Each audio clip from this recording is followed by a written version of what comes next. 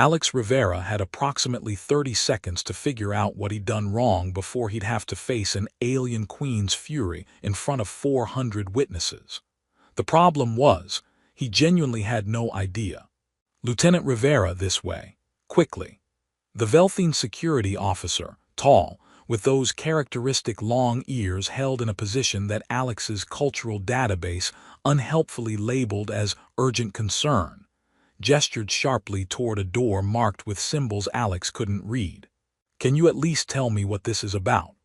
Alex tried for the fourth time since they'd appeared in the commissary and politely, but firmly extracted him from his lunch. "Her Majesty will explain," the officer said, which was the same non-answer he'd been giving for the past 10 minutes. They'd walked from the commissary through increasingly formal sections of the Celestial Concordance Station, from the casual dining areas where off-duty personnel grabbed meals, through administrative corridors where actual diplomatic work happened, into the ceremonial wings where the important people conducted important business. Alex was not an important person. He was a logistics coordinator for the Terran Diplomatic Corps, which was a fancy way of saying he made sure supplies arrived where they needed to be and that paperwork got filed in the correct databases. He'd been on the station for 6 months, part of the human delegation support staff, not senior enough to attend formal sessions, not important enough to brief ambassadors, just competent enough to keep things running smoothly in the background. He'd never met Queen Isara of the Velthine Empire, had never been in the same room as her, had certainly never done anything that would warrant being summoned to her presence with the kind of urgency usually reserved for security threats or diplomatic emergencies. "Through here," the security officer said, opening a door into a small antechamber. Inside, another Velthine officer was waiting, this one with ears held in a position that suggested formal protocol mode engaged. "Lieutenant Alex Rivera, Terran Diplomatic Corps," the first officer announced.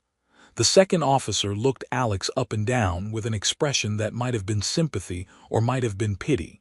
It was hard to tell with Velthine facial expressions. "Her Majesty has summoned you to appear before the Grand Assembly," the second officer said. "You will be escorted to the hall. When called, you will approach the dais. You will speak only if directly addressed by Her Majesty. You will show appropriate deference at all times." "I understand protocol," Alex said, because he did. He'd been through the diplomatic corps training even if he'd never expected to use the formal audience portions.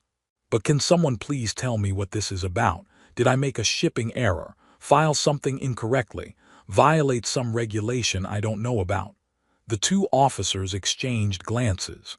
"Her Majesty is displeased," the second officer said carefully. "She has interrupted the assembly session to demand your presence.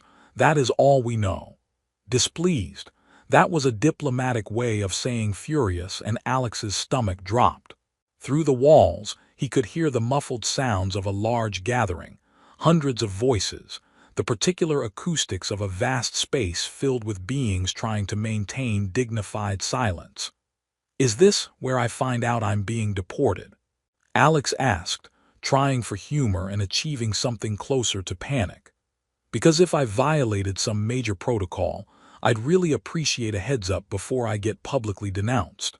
"You will understand when Her Majesty speaks," the first officer said, which was completely unhelpful. A chime sounded soft but unmistakable.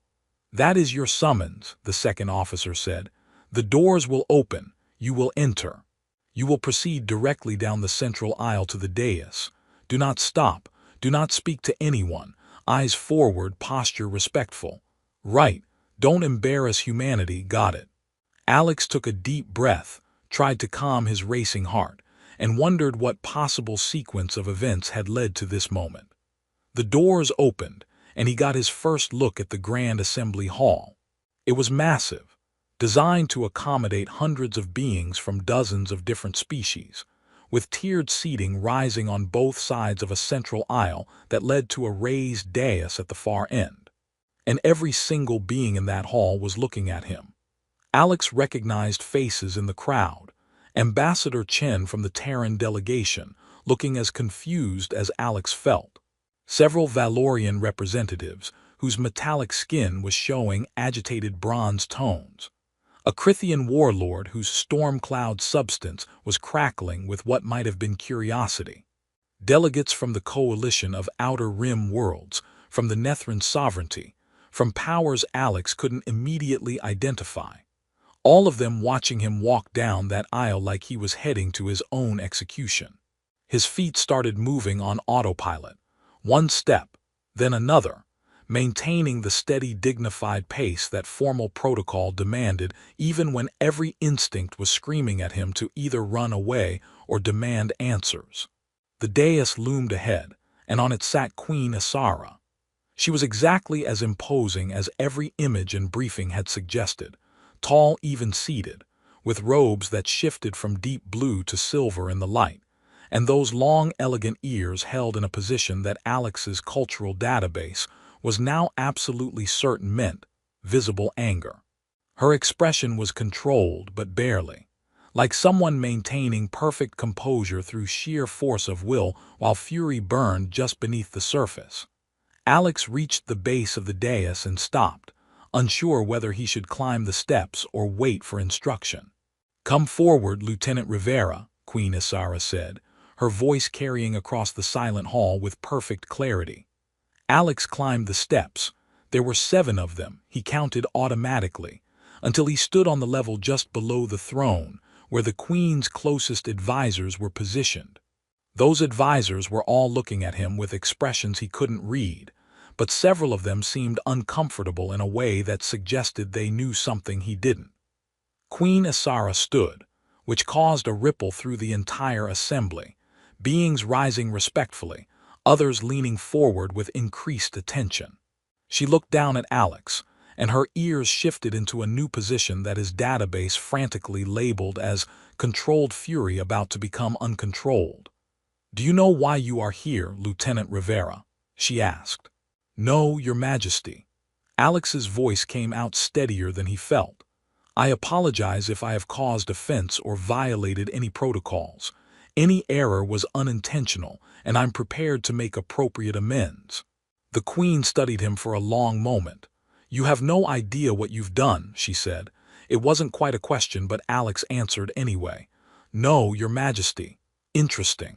She turned to address the full assembly, her voice taking on the formal weight of ceremonial pronouncement. "6 weeks ago," she began, "this assembly debated the Outer Territories Relief Act, a humanitarian measure designed to provide aid to colony worlds affected by recent conflicts." Alex remembered that debate vaguely. It had been in the daily briefings, though he hadn't paid close attention since it didn't directly affect his work. "The proposal was contentious," the Queen continued. "Resources were limited. Some argued that aid should be conditional, tied to political alignment, distributed according to strategic value rather than need." Her ears shifted slightly forward, a position that Alex's database suggested meant approaching the important part. "The version that ultimately passed," Queen Isara said, "included what were called alignment provisions. Colony worlds whose governments had failed to formally ally with any major power would be excluded from aid distribution. 3 worlds fell into that category: Viridian 3, New Corsica, and Haven's Gate. She paused, and her voice dropped to something colder. Approximately 800,000 civilians live on those 3 worlds, mostly refugees from various conflicts. Populations with no formal government, no political leverage, no voice in these halls. The exclusion meant they would receive no food shipments, no medical supplies, no infrastructure support. The assembly was completely silent. "Those worlds were facing famine conditions," the Queen said. "The exclusion was effectively a death sentence delivered through bureaucratic language." Alex's stomach started to sink for reasons he couldn't yet articulate, but a terrible suspicion was forming. "The Relief Act went into effect 4 weeks ago," Queen Isara continued.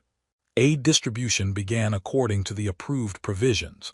Supplies were allocated to aligned colonies. The three excluded worlds received nothing. Her gaze returned to Alex, and he felt his face go cold. Or they would have received nothing, she amended, except that 3 days before implementation, someone altered the shipping manifests. Oh no. Food shipments that were supposed to remain in central storage were quietly redirected to Veridian 3, the Queen said, her voice carrying to every corner of the hall. Medical equipment designated for Allied colonies was duplicated in requisition orders, with the extras sent to New Corsica. Infrastructure components were reclassified as surplus and shipped to Haven's Gate. She was looking directly at him now, and Alex couldn't breathe. Someone with access to logistical systems, Queen Asara continued, and the technical knowledge to make those changes appear as routine administrative corrections rather than policy violations.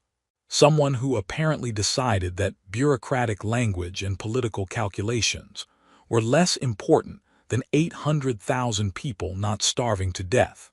The entire assembly had turned to look at Alex, and he stood frozen under the weight of hundreds of stares. I discovered these alterations 3 days ago, the Queen said, when my intelligence service, which monitors humanitarian supply movements as part of security protocols, noticed discrepancies between Official Relief Act provisions and actual distribution patterns. She descended 1 step, closer to Alex, her fury now visible in every line of her posture. I was furious, she said simply. Alex wanted to explain, to defend himself, to say something, but his voice had stopped working. I was furious, Queen Asara repeated, and I summoned you here to explain exactly why. She turned back to the assembly, and Alex realized with growing shock that her fury wasn't directed at him at all. I was furious, the Queen said, her voice rising with controlled anger, that such an alteration had been necessary. That someone, a junior logistics officer with no political authority and no protection from consequences, felt compelled to circumvent official policy because that policy was morally bankrupt. Her ears were fully forward now, in what Alex's database finally identified as anger directed at specific target that is not you. I was furious, she continued, that this assembly, containing some of the most powerful beings in known space, debated the value of 800,000 lives according to political alignment. That we sat in comfortable chambers and decided those civilians were acceptable casualties in service of diplomatic positioning. She gestured at her own advisors, and several of them visibly flinched. I was furious that none of my advisors mentioned this consequence when they presented the Relief Act for my endorsement. That they treated the exclusion of 3 worlds as routine political compromise rather than mass death by administrative decision. The hall had erupted into whispers, shocked murmurs, the sound of hundreds of beings processing what they were hearing. I was furious, Queen Asara said, and her voice cut through the noise like a blade, that a human with no rank, no authority, and no political protection did what rulers should do, chose morality over convenience, while those of us with actual power made calculated decisions about acceptable casualties. She looked at Alex and her expression softened slightly, though her ears remained in that forward aggressive position. Lieutenant Rivera, she said, you altered those shipping manifests. Is that correct? Alex's mouth was dry, but he managed to answer. Yes, Your Majesty. Did you expect recognition? Did you plan to claim credit for saving 800,000 lives? No, Your Majesty, I couldn't let it stand. The exclusion was wrong. Those people needed help and we had supplies. I thought if I was quiet about it, if I made it look like routine corrections, maybe no one would notice and the aid would get where it needed to be. And if you had been caught before the supplies were distributed, I would have accepted the consequences, Your Majesty. Getting fired seemed less important than people eating. The Queen's expression shifted into something that might have been approval, though her fury was still evident. You made a choice, she said. That should never have been necessary. You did the work of governance that those who actually govern failed to do. She turned back to the assembly, and her voice took on ceremonial weight. This is the standard I should hold myself to, not political calculation, not strategic positioning, not careful weighing of competing interests, but the simple moral clarity of people are dying and I have the power to help them. She paused, letting her words sink in. Lieutenant Rivera acted as a ruler should, Queen Isara said. He saw wrong, had power to correct it, and did so without seeking glory. He chose principle over protocol. He prioritized lives over political convenience. He risked everything to do the right thing. Her gaze swept across her own court, her advisors, the assembled delegates. How many of us in positions of power can say the same? She asked. How many of us would sacrifice our careers, our carefully maintained neutrality, our political positioning to save 800,000 people we'll never meet? No one answered. I summoned Lieutenant Rivera here, the Queen said, not to punish him though he violated protocols, not to condemn him though he exceeded his authority. I summoned him to make absolutely clear to this assembly, to my court, to everyone watching, that his actions represent the standard I expect from those who govern in my name. She descended the final steps until she stood on the same level as Alex, looking him directly in the eye. Your words have left me speechless, Your Majesty, Alex managed to say, because it was true. He'd expected punishment and received something he couldn't begin to process. Good, Queen Isara said, because now I have more words to say, and I need you to listen carefully. She turned to address the full assembly one more time, and Alex stood beside her, still trying to understand how saving people from starvation had turned into this moment. This human will be offered a position in my government, the Queen announced, and the hall erupted in shock. The noise in the Grand Assembly Hall was immediate and cacophonous, shocked exclamations in a dozen languages, delegates rising to their feet, advisors frantically conferring, the careful diplomatic atmosphere shattering into chaos. Queen Isara waited for exactly 10 seconds, then raised one hand. Silence fell like a guillotine. Lieutenant Rivera will be offered a position as humanitarian logistics advisor, she continued as if there had been no interruption. Reporting directly to my office, with authority to override bureaucratic obstacles when civilian welfare is at stake, with protection from political retaliation, with a mandate to ensure that my government never again creates policy that condemns civilians to death through administrative language. One of her advisors, an elderly Velthine whose ears had gone flat against his head in what looked like horror, leaned forward. Your Majesty, such a position has never existed. The implications for our governmental structure will be significant, the Queen interrupted. That is the point, Chief Advisor Kelrin. If our governmental structure creates policy that requires junior logistics officers to commit insubordination to prevent mass death, then our structure requires change. She looked at Alex. You may decline, of course. You have served your own government well. But the offer stands, and it stands publicly, so everyone understands what I value in those who serve in my name. Alex's brain was still trying to catch up with events. Join the Velthine government. Leave the Terran diplomatic corps. Completely upend his life because he'd made one decision that seemed obviously right at the time. Your Majesty, he started, then stopped because he genuinely didn't know what to say. You have questions, the Queen said. Ask them. Why me? There are people with far more experience in humanitarian work, with actual credentials, with the political awareness to know when breaking rules might endanger their careers. The Queen interrupted. With the diplomatic training that teaches them to defer difficult moral choices to those with greater authority. With the professional distance that allows them to treat 800,000 deaths as acceptable casualties. Her ears shifted slightly. I don't want experienced advisors who know how to navigate political complexity while civilians starve. I want someone who looks at wrong and fixes it without calculating the personal cost. That person is you. From the Terran delegation section, Ambassador Chen rose to his feet. Your Majesty, if I may, Lieutenant Rivera is currently serving in the Terran Diplomatic Corps. His actions, while Chen paused, clearly choosing words carefully, while well-intentioned, did violate Corps regulations. We would need to address that before any transfer of employment could be considered. Will you punish him for saving lives? Queen Isara asked sharply. We will need to review the circumstances, Chen said. He acted outside his authority, violated supply chain protocols, and falsified official documents. To prevent mass starvation, the Queen interrupted. Say the full sentence, Ambassador. He violated regulations to prevent mass starvation.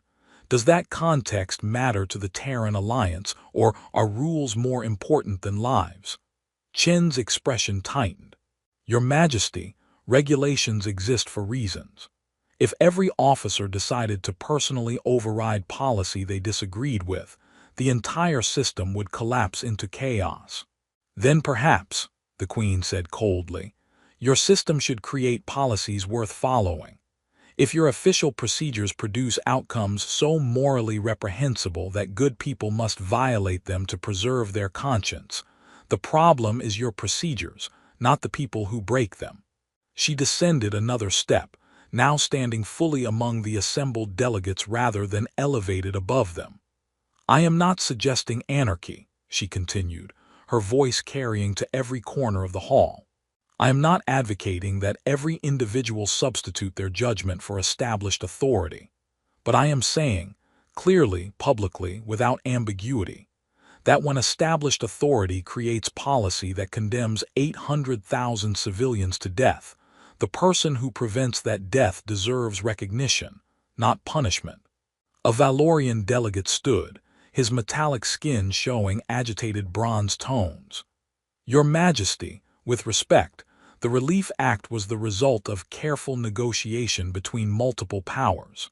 The exclusion provisions were necessary compromises to secure broader support for the humanitarian mission. Without those compromises, no aid would have been distributed at all. So you sacrificed 3 worlds to save others, the Queen said. You decided that some lives matter less based on political alignment. You made calculated choices about acceptable casualties. And you call this humanitarian work. Her ears were fully forward now, aggressive and unmistakable. Tell me, Ambassador, she said, when you negotiated these necessary compromises, did you visit Veridian 3? Did you speak to the refugees there? Did you look at parents trying to feed hungry children and explain that your political interests required their deaths? The Valorian delegate's bronze tones deepened, darkening towards something that might have been shame. I thought not, the Queen said. It's easier to compromise lives you'll never meet, easier to create exclusion provisions when you don't have to see the faces of those you're excluding. She turned in a slow circle, addressing the entire assembly. How many beings in this hall have ever visited a colony world during famine? She asked. How many have held a child dying from malnutrition? How many have watched medical facilities fail because supplies were delayed by political negotiations? The silence was profound. We govern from comfortable chambers, Queen Isara said. We debate policy in climate-controlled halls while people die in ways we never witness. We create language, exclusion provisions, necessary compromises, strategic alignment priorities that obscures the reality of what we're discussing, choosing who lives and who dies based on political calculation. She returned to stand beside Alex, and he realized she was positioning him deliberately, not as someone being addressed, but as someone standing with her beside her. This human, she said, gesturing at Alex, didn't have the luxury of political language or diplomatic distance. He saw the raw reality. 800,000 people would starve because of policy this assembly created. And he chose, without authority, without protection, without expectation of reward, to fix that problem using the only power he had. He committed fraud, someone called out from the assembly. Alex couldn't see who. He falsified official documents, violated multiple regulations. Those actions cannot be dismissed simply because the outcome was positive. You're absolutely right, the Queen said, and Alex's stomach dropped. Those actions cannot be dismissed. They must be examined, understood, and learned from. She looked at Alex. What you did was illegal under multiple jurisdictions. Violated Terran diplomatic corps regulations, celestial concordance station protocols, and potentially several interstellar trade agreements. Yes, yes, Your Majesty, Alex admitted. And if the outcome had been different, if your alterations had been discovered before supplies were distributed, if the political fallout had damaged diplomatic relationships or caused supply chain disruptions, I would have accepted responsibility and faced consequences, Alex said. I knew what I was risking, but you did it anyway. Yes. Why? Alex took a breath. Because 800,000 people mattered more than my career. Because the rules were wrong and following them meant people died. Because I had the power to help and couldn't live with myself if I didn't use it. The Queen turned back to the assembly. This, she said, is what moral courage looks like. Not political speeches about values, not carefully worded policy statements, but actual choice with actual consequences made by someone who decided that being right mattered more than being safe. One of her own advisors, a younger Velthine whose ears were shifting through multiple positions rapidly, spoke up hesitantly.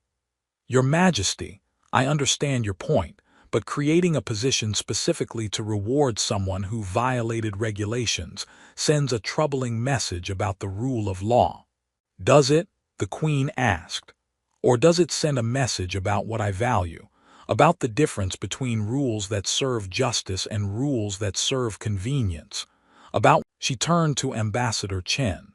The Terran Alliance has a choice. You can prosecute Lieutenant Rivera for his violations, making clear that your government values regulations over results. Or you can recognize that he acted with honor and allow him to accept my offer with your blessing. Choose wisely, Ambassador, because the galaxy is watching how you respond to someone who saved 800,000 lives.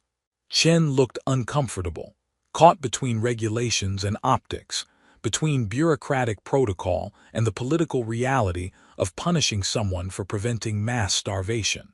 We will need to discuss this internally, he said finally. Lieutenant Rivera's service record is otherwise exemplary. Given the extraordinary circumstances, I believe we can reach an accommodation that respects both our regulations and the value of what he accomplished. Meaning you'll let him go quietly rather than court-martial him publicly, the Queen said. I suppose that's as much pragmatism as I can expect. Very well. Lieutenant Rivera, you are released from Terran service with honor. Welcome to mine. Alex's head was spinning. Your Majesty, I haven't actually accepted yet. Haven't you? The Queen smiled slightly. You saved 800,000 people at significant personal risk.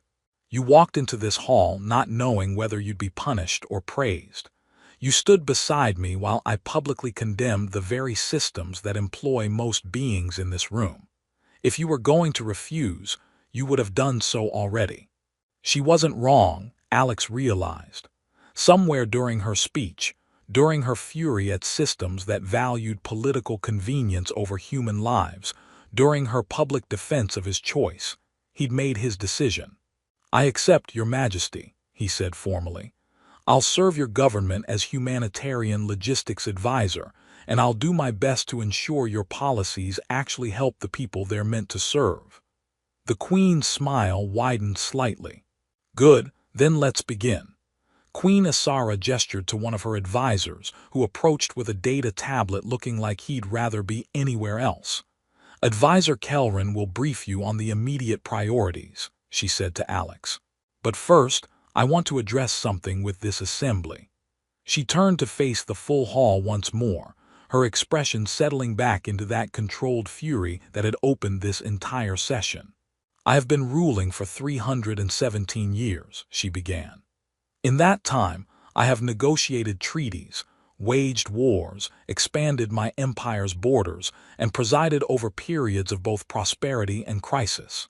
I have made decisions that affected billions of lives. Some of those decisions were correct. Some were mistakes. Some I remain uncertain about to this day. Her ears shifted into a position Alex's database suggested meant uncomfortable honesty. But in all those years, she continued, I have never been as ashamed of my government as I was 3 days ago when I discovered what the Relief Act actually meant.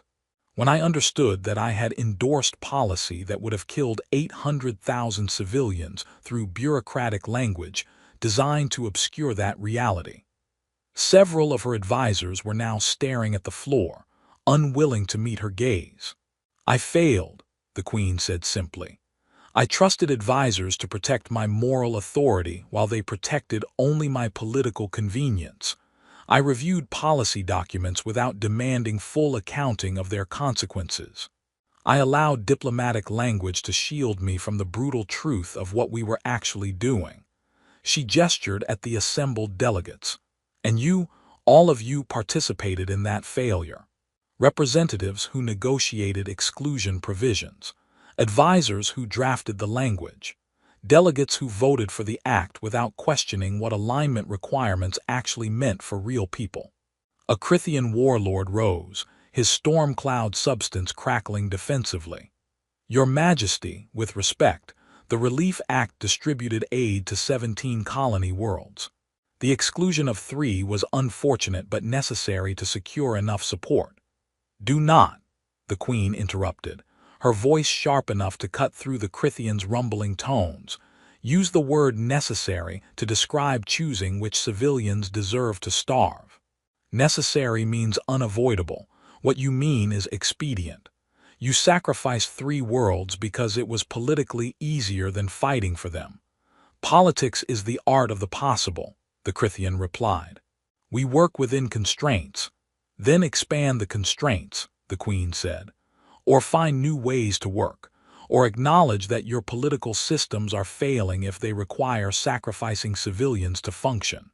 But don't stand in this hall and call mass death necessary, as if that word absolves you of responsibility for the choice. She took a step forward, her fury now fully visible. I am done, she said, with language that obscures reality, with policy that treats lives as negotiable, with government that prioritizes political calculation over the beings we are supposed to serve. She pointed at Alex. This human showed me what I should already have known, that when you have power to help and choose not to use it, you are complicit in the suffering that follows. That rules exist to serve justice, not to excuse inaction.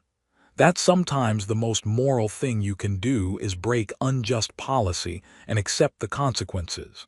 Her gaze swept across the entire assembly. How many of you have power right now that you're not using? She asked. How many of you could make choices that would help people but don't because it's politically inconvenient? How many of you hide behind procedure and protocol while people suffer? The silence was damning. I am making changes, Queen Isara announced, to my government immediately. All humanitarian aid policies will be reviewed within 30 days. Any exclusion provisions based on political alignment will be eliminated. Any bureaucratic obstacles that prioritize diplomatic positioning over civilian welfare will be removed. She turned to her advisors.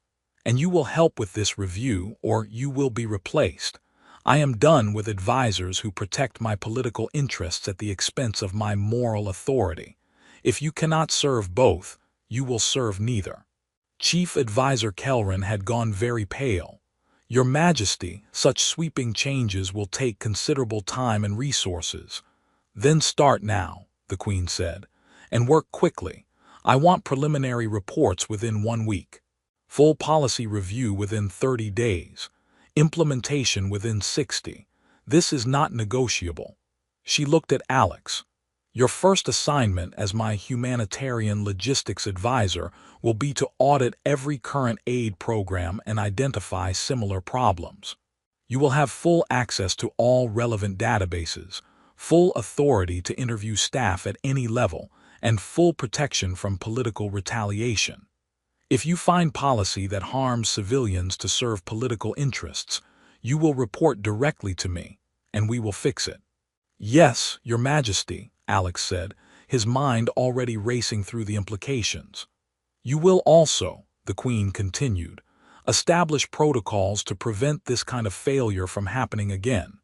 I want systems that make it impossible for exclusion provision to be hidden in diplomatic language. I want review processes that force advisors to confront the human cost of policy choices. I want mechanisms that prevent political calculation from overriding moral obligation. She paused. And if those systems require violating some existing procedures or protocols, you have my authority to do so.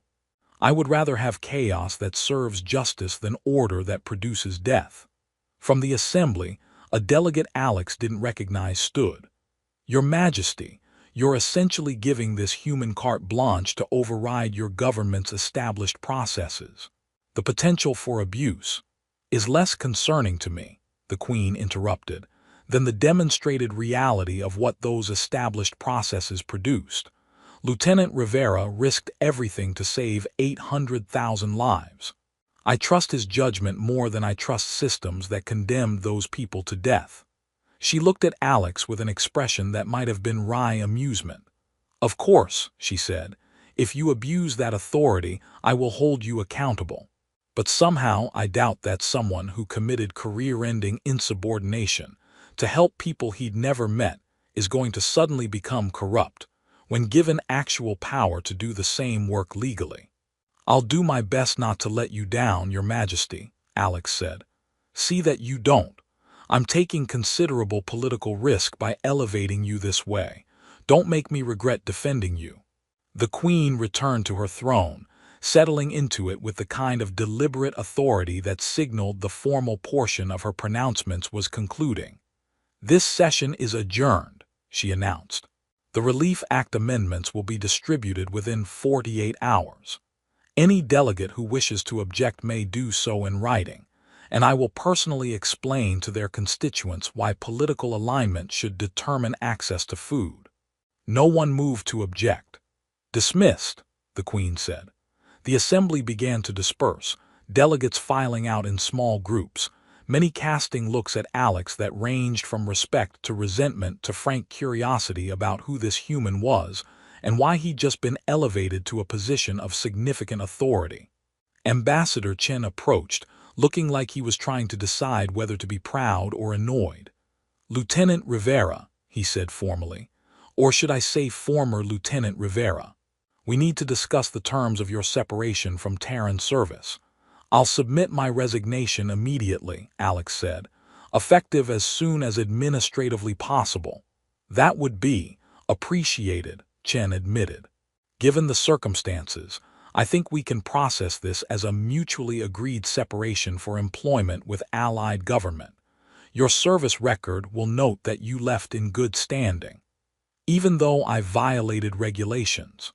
Even though you saved 800,000 lives, Chen corrected. The Corps is bureaucratic, but we're not heartless. What you did, he paused, choosing words carefully, what you did was both a violation of procedure and a demonstration of the values we're supposed to embody. That's complicated, but I think we can acknowledge both truths. He extended his hand and Alex shook it. For what it's worth, Chen said quietly, I'm proud to have had you serving in my delegation, even if your service is ending this way. What you did took courage, and I hope you'll remember that the Terran Alliance supported you when the consequences arrived. You're letting me leave without court-martial, Alex said. That's more support than I expected. Take the win, Rivera. And good luck with your new position. Something tells me you're going to need it. Chen left, and Alex found himself alone on the dais except for a few of the Queen's remaining advisors, all of whom were studiously avoiding eye contact. Chief Advisor Kelrin finally approached, his ears held in a position that Alex's database identified as professional courtesy masking deep concern. Advisor Rivera, he said, and the title sounded strange coming from someone who'd been serving the Velthine government for probably decades. I've been instructed to brief you on immediate priorities and provide access to all relevant systems. I appreciate that, Chief Advisor. Kelrin's ears twitched. I should be clear, I opposed your appointment. I still believe it's dangerously irregular to create a position, specifically to reward someone who violated multiple regulations. That said, Her Majesty has made her decision, and I serve her will. So I will provide you with everything you need to succeed, even if I believe the entire situation is insane. Alex supplied. I was going to say unprecedented, but yes, insane also applies. Kelrin's expression softened slightly. However, I will also admit that you accomplished something I failed to do. You made Her Majesty question whether our systems serve justice. That's valuable, even if the method was irregular. He pulled up data on his tablet. Your first priority is the aid policy audit Her Majesty mentioned. I've prepared a list of all current humanitarian programs, along with relevant policy documents and implementation reports. It's comprehensive, approximately 47 active programs across 14 systems. That's a lot, Alex said. Hence why I suggested the timeline was unrealistic, Kelrin said dryly. But Her Majesty was quite firm about the 30-day deadline, so I suggest you start immediately. He transferred the data to Alex's personal device, or tried to, then frowned. You don't have appropriate access credentials, he said. I'll need to establish you in our systems. That will take several hours of administrative processing. I can wait.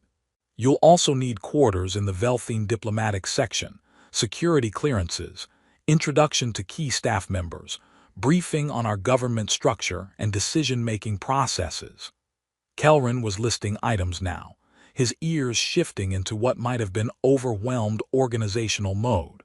This is going to take days to do properly. Then we should start now, Alex said. Kelrin studied him for a moment. You're serious about this, about taking the position, working in our government, attempting the impossible task Her Majesty has assigned you. 800,000 people are alive because I altered some shipping manifests, Alex said. If I can help prevent similar problems from happening again, if I can make even a small difference in how your government approaches humanitarian work, yes, I'm serious about that. Very serious. Kelrin's ears shifted into a new position that Alex couldn't interpret. Her Majesty was right about you, the chief advisor said quietly. You actually mean it. You're not calculating political advantage or career advancement. You genuinely care about the work itself. Is that so unusual? In these halls, yes, extremely unusual. Kelrin's expression was difficult to read. Most beings who achieve positions of power do so because they want power. You achieved power because you wanted to help people. He paused. That's going to make you either very effective or very frustrating to work with. Possibly both. I'll try for effective, Alex said. See that you do. Come, we have a great deal of work to accomplish, and Her Majesty's 30-day deadline is already starting to feel impossible. They left the Grand Assembly Hall together, and Alex tried to process the magnitude of what had just occurred. He'd walked in expecting punishment for violating regulations. He'd walked out as advisor to one of the most powerful rulers in known space, with a mandate to reform humanitarian policy and authority to override bureaucratic obstacles. His entire life had changed in less than an hour, all because he'd quietly altered some shipping manifests to prevent people from starving, and a queen had been furious, not at him, but at the systems that made his choice necessary. The ceiling of the corridor they walked through looked like standard station architecture, functional, clean, utterly normal. But everything else was different. And Alex, following Chief Advisor Kelrin toward a future he couldn't begin to predict, thought maybe that was exactly how change was supposed to work. Sometimes quietly, through shipping manifest alterations. Sometimes loudly, through public denunciations and governmental reform. But always in service of people who needed help and had no voice to ask for it. The Queen had been furious, and that fury had recognized him instead of destroying him. Now came the hard part, living up to that recognition. 3 weeks later, Alex sat in his new office in the Velthine diplomatic section. a space approximately 3 times larger than his previous quarters, and equipped with systems that could access databases he'd previously needed 5 levels of clearance to view, and stared at the preliminary audit results that Chief Advisor Kelrin had just delivered.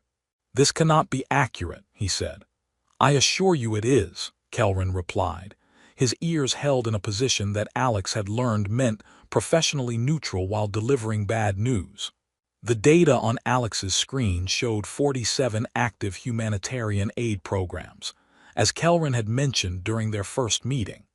23 of them contained some form of exclusion provision, alignment requirement, or bureaucratic obstacle that prioritized political considerations over civilian need.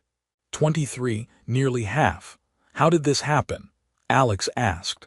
How did we end up with systems that are supposed to help people but actually exclude them based on political classifications? Incrementally, Kelrin said. One small compromise at a time. One reasonable restriction added to secure support from a reluctant ally. One alignment requirement justified as encouraging proper governance. Each individual change seemed minor but accumulated over years. They created systems that harm the people we're supposed to help, Alex finished. Yes. Alex scrolled through the examples. A medical supply program that excluded colonies without formal defense pacts. A food distribution system that required recipient governments to maintain embassies with major powers. An infrastructure rebuilding initiative that allocated resources based on trade volume rather than need. The medical supply one, he said. How many people does that exclude? Kelrin checked his own data. Approximately 200,000 spread across 7 colony worlds. And the food distribution requirements. Harder to quantify precisely, but our estimates suggest at least 500,000 beings live on worlds that don't maintain the required embassy relationships. Alex felt sick. We're withholding food from 500,000 people because their governments don't have the resources to maintain embassies. The policy was designed to encourage diplomatic engagement, Kelrin said, but his tone suggested he knew how hollow that justification sounded. By threatening starvation, that's not encouragement, that's coercion. I don't disagree, Kelrin said quietly, but these policies didn't appear from nowhere. They were negotiated, debated, approved through proper channels. Multiple advisors reviewed them. I reviewed several myself and signed off on them. He looked directly at Alex. I failed to ask the right questions, failed to consider the human cost, failed to prioritize civilian welfare over diplomatic objectives. Her Majesty's fury was justified. I deserved it. The chief advisor's admission surprised Alex. Over the past 3 weeks, Kelrin had been professional but distant, clearly uncomfortable with the entire situation but determined to fulfill his duty to the Queen. This was the first time he'd acknowledged personal responsibility. We all failed, Kelrin continued. The entire governmental structure failed, and it took someone from outside that structure, someone without our training or political instincts or diplomatic expertise, to see clearly enough to recognize the failure and fix it. He gestured at the data on Alex's screen. So what do you recommend we do about these 23 programs? Alex thought for a moment. The exclusion provisions need to be eliminated, all of them, no exceptions. That will be politically costly.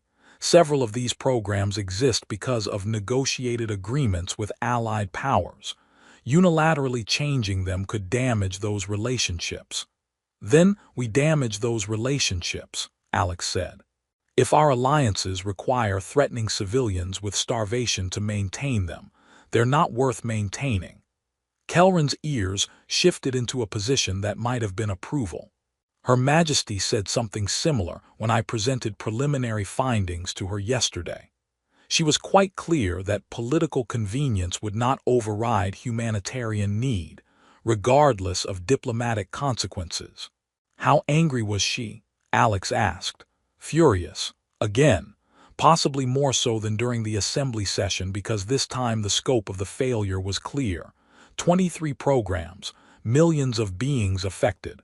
Years of accumulated policy that prioritized everything except the people we're meant to serve. Kelrin pulled up additional data. She's ordered immediate amendments to all 23 programs. The exclusion provisions will be removed within 48 hours. Aid distribution will be based solely on need with no political qualifications. Alex paused, processing. That's exactly what should happen. Yes.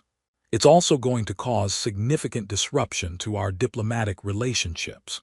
Several allied powers have already sent strongly worded communications about unilateral policy changes that affect negotiated agreements. Let them complain, Alex said. We're helping people who need help. That's not something to apologize for. Her Majesty agrees. She scheduled meetings with every delegation that objected to explain personally why civilian welfare matters more than diplomatic convenience. Kelrin's ears twitched toward what might have been amusement.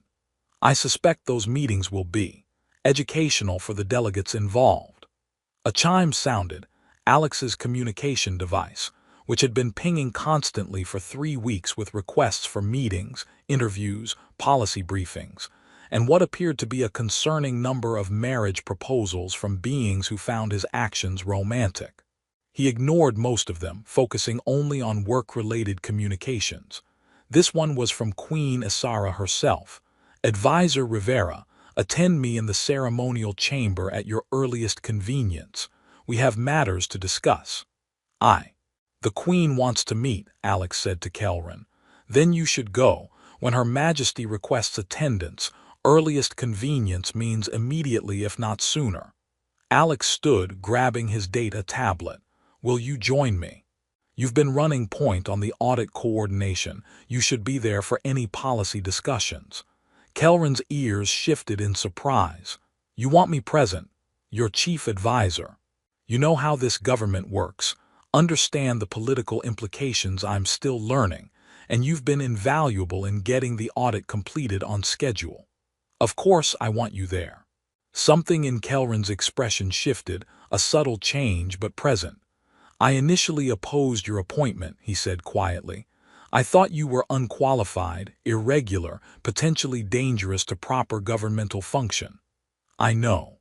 You told me that the first day. I was wrong. Kelrin's ears settled into a position that Alex had learned indicated sincerity. Or not entirely wrong, you are irregular and you do disrupt proper function. But you're also correct about what matters. You ask the right questions, prioritize the right values, refuse to compromise on fundamentals even when compromise would be easier. He gestured at the audit data. I would never have questioned these 23 programs without your work.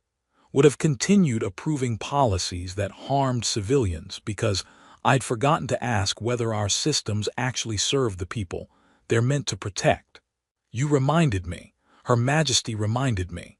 And I am, he paused, struggling with the words, grateful for that reminder, even though it required public humiliation to deliver it.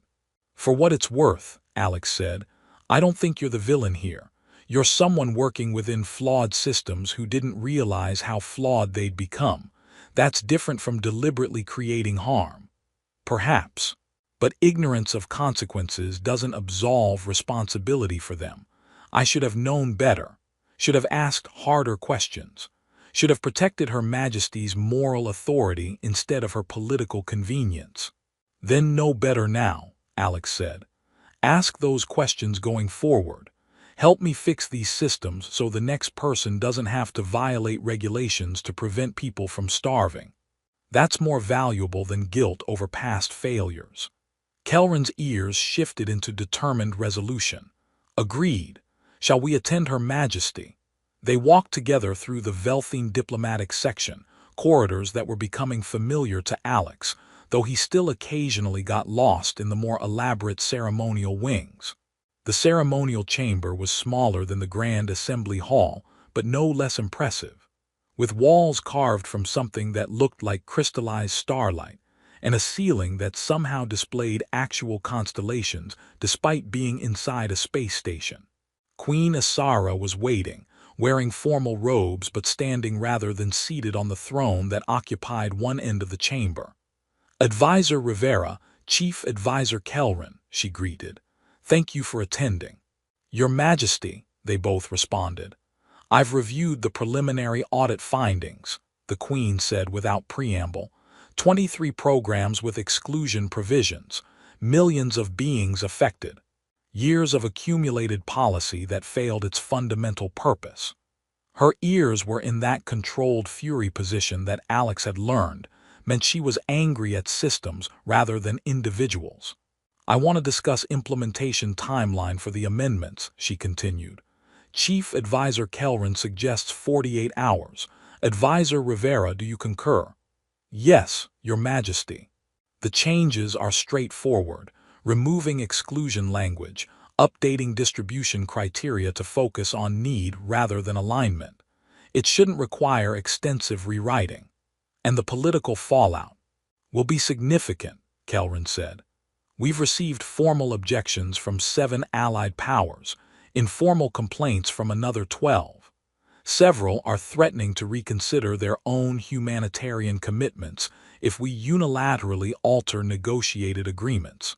"Let them reconsider," the Queen said. "If their humanitarian commitments are conditional on our willingness to harm civilians, they're not humanitarian at all. They're political theater disguised as aid work." She moved to the chamber's large window, which offered a view of the station's docking area. Dozens of ships from various civilizations, all conducting business on neutral ground. "I received a communication this morning from the Valorian Empire," she said. "Their chancellor expressed deep concern about our policy changes and suggested that unilateral amendments to negotiated agreements demonstrate disregard for diplomatic partnership." "What did you tell him?" Alex asked. "That I have deeper concern about the civilians who would starve under the policies he negotiated, and that any diplomatic partnership requiring such civilian harm is partnership I'm willing to reconsider." The Queen's ears shifted forward slightly. He did not respond well. "Are we risking our alliance with the Valorian Empire?" Kelrin asked, clearly concerned. "Possibly, probably, I don't particularly care." Queen Asara turned to face them directly. "I have been ruling for more than 3 centuries. I have built alliances, negotiated treaties, maintained relationships that benefited my people. Those accomplishments matter and I'm proud of them." Her expression hardened. "But if maintaining those accomplishments requires me to condemn civilians to death through administrative language, then they're not accomplishments at all. They're comfortable lies I've been telling myself about what governance means." She gestured at Alex. "This human showed me that, showed all of us. And I will not go back to comfortable lies simply because facing truth is politically inconvenient." "Your Majesty," Kelrin said carefully, "I support the policy changes entirely, but I worry about the cumulative effect on our diplomatic position. If multiple allied powers reconsider their relationships with us, then we will find new allies," the Queen interrupted. "Or we will stand alone, but we will stand for something worth standing for." She returned to stand before them, her posture shifting into formal pronouncement mode. "I am making an additional announcement," she said. "Effective immediately, all Velthian humanitarian aid programs will be governed by a new principle. Civilian need is the only criterion that matters. Not political alignment, not diplomatic relationships, not strategic value. Only need." "Your Majesty, that's," Kelrin started. "Revolutionary, yes, politically risky, absolutely correct, without question." The Queen's ears were fully forward now. "I'm done governing through comfortable compromises that harm the beings we're supposed to protect. If that makes us unreliable diplomatic partners, so be it. I would rather be unreliable than complicit." She looked at Alex. "This is your doing, you know. Your insubordination started all of this. Are you satisfied with the chaos you've created?" Alex considered how to answer. 3 weeks ago, he'd been a logistics officer trying not to get fired. Now he was advising a queen who was potentially upending decades of diplomatic relationships to prioritize humanitarian values. "Your Majesty," he said carefully, "I'm satisfied that people who need help are getting it. If that creates chaos for political systems that were failing them, yes, I'm satisfied with that." The Queen smiled, the first genuine expression of warmth Alex had seen from her since the assembly session. "Good answer," she said. "Kelrin, what do you think? Is Advisor Rivera's chaos worth the diplomatic cost?" The chief advisor looked between them, his ears shifting through several positions before settling on something that might have been reluctant acceptance. "I think," he said slowly, "that we've been prioritizing the wrong things for a very long time, and I think correcting that error is worth whatever diplomatic complications result. So yes, his chaos is worth the cost." "Then we are agreed," Queen Isara said. "The new principle goes into effect immediately. Draft the formal announcement, Chief Advisor. I want it distributed to all diplomatic channels within 12 hours. "Yes, Your Majesty." "And Advisor Rivera, continue your audit work. I want identification of any remaining programs that contain hidden exclusions or political requirements. I want our entire humanitarian system reviewed and corrected." "You have 60 days. Understood, Your Majesty." The Queen moved toward the chamber's exit, then paused. "One more thing," she said. "The Terran Alliance has requested a formal meeting. Ambassador Chen wants to discuss the implications of recent policy changes for interspecies humanitarian cooperation." "Do you want me to attend?" Alex asked. "No, I want you to lead it." The Queen's expression was difficult to read. "You started this revolution. You should help explain it to those trying to understand what it means." "Your Majesty, I'm not a diplomat." "No, you're something better. You're someone who actually cares about the work more than the politics. Show Ambassador Chen what that looks like. Maybe he'll learn something." She left, and Alex stood in the ceremonial chamber with Kelrin, trying to process yet another impossible task added to his growing list.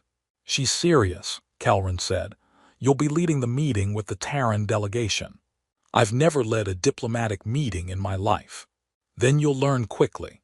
That seems to be your pattern, doing things you've never done before and somehow making them work through sheer determination and moral clarity." Kelrin's ears shifted towards something that might have been respect. "For what it's worth," he said, "I think you'll do fine.